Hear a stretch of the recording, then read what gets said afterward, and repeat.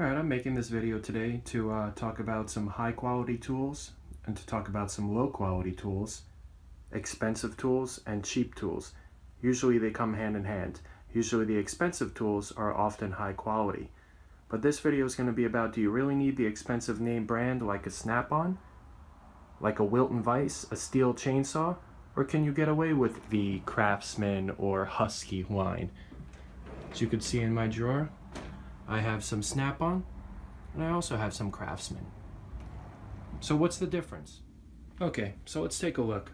Right here you have a Craftsman wrench against a Snapon. Both are 5/8. Both look like they have a nice shiny mirror finish. So is there any real difference why this Snapon would be triple the price of the Craftsman? The only difference I can tell really is the weight. Yes, this is really nice and light, whereas this is almost double the weight. For me, if you're not a mechanic, if you don't own a business, if you're not using the tools daily, as far as a wrench goes, I recommend the Craftsman. If you open the top drawer in my box, you're going to see a lot of Craftsman wrenches. Here, you're going to see Snapon. Why do I have Snapon here and Craftsman here? That's because I have ratcheting. Any type of ratchet or mechanical tool, any tool that has gears, even my pliers, I'm going to go with the high quality brand. These aren't Snap-on, but they're Knipex, which are very, very high quality. Look at them against here, the Husky. Look at the finish on the Husky already, what's happening. And this is not that old, maybe 3 years old. Typical wear and tear, right? No. Look at the finish on the Knipex.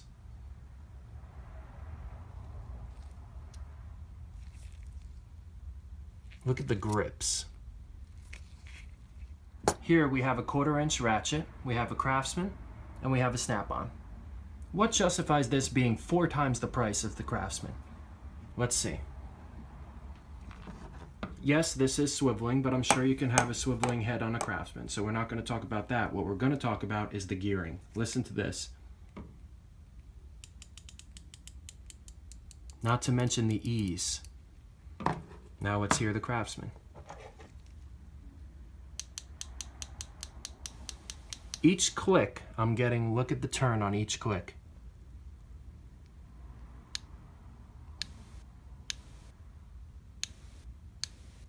Now let's see the Snap-on.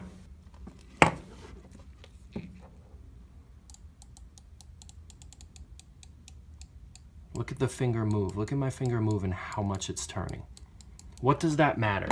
Really, it doesn't matter much if you're just a standard home user, if you're working on your car once in a blue moon, but if you're a mechanic, that little turn, that little tight spot that you're in, you're trying to remove a tiny little nut deep inside an engine, that matters. Because the force it takes to turn this once, that's a good amount, especially when that nut is on the very top of that bolt and you're going to swing that ratchet around to get more grip, to swing it back around. Just the force it takes. Sometimes you're going to notice that it's actually tightening the bolt as you're going to loosen it. That's because it's so firm, it's so strong. The gearing in here is just cheap. That's why this makes a huge difference. Again, if you're really not a mechanic, if you don't own a business, if you're not working with your hands every day or weekly, you don't need this. All right, so let's talk about some other tools. Here we're looking at a Milwaukee that's definitely older than anyone watching this video. And if we scroll down over here, we have a Sawzall Milwaukee that's older than me. My father passed this down to me. I'm gonna pass it down to my kids. Do I really think that I'm going to pass down a Ryobi or a Husky, a Lowe's brand? No. Why aren't I going to pass it down? Because it's not going to last. This is built very well. Really, personally, I actually like older tools better because they're actually made better. They don't make things like they used to. This thing's been in my family for a long time, and I plan to pass it down. All right, so let's look at some other tools. Here we have some Irwin vice grips, some pipe wrenches, and now here's a great example. Crescent wrenches are the originals. They're actually very well made. They have a nice solid finish. Now we have a Snap-on. Pretty similar in weight. Do I think I needed the Snap-on? No. But my father owned a mechanic shop and he passed these down, so I'm going to keep them. I'm going to keep them nice, clean, and it's going to stay in my family. Some more crescent wrenches. Okay, so let's take a look at a cheaper and a not so cheap. Okay, I don't think there's anything cheaper than Tecton. Look at the grips. They're already ripping on the bottom. Half the time they fall off, I have to push them back. You could see one's down a little more. You have to take it and just kind of give it a little push, and now it's back to where it should be. Now let's look at the Snap-on. Look at the difference. These grips are super sticky, super firm, very well built, and very sharp, but triple the price. Something I will pass down to my kids. All right, same thing goes for really anything, and that's the whole reason why I made this video. If you really feel you're going to use your tools, pass them on, if you make money with your tools, then I suggest buying high quality tools. This is, yes, this is double the price of a Ryobi, but it's made its money back. I didn't need to buy another one, and that's why I justify, granted this one was passed on, but I have Milwaukee's at home. My hammer drill's a Milwaukee, so that's why it'll really last.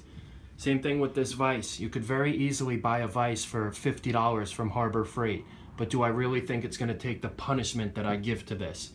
I have a roller for the car wash on here. I'm hitting it with a sledgehammer to pop a pin out of it.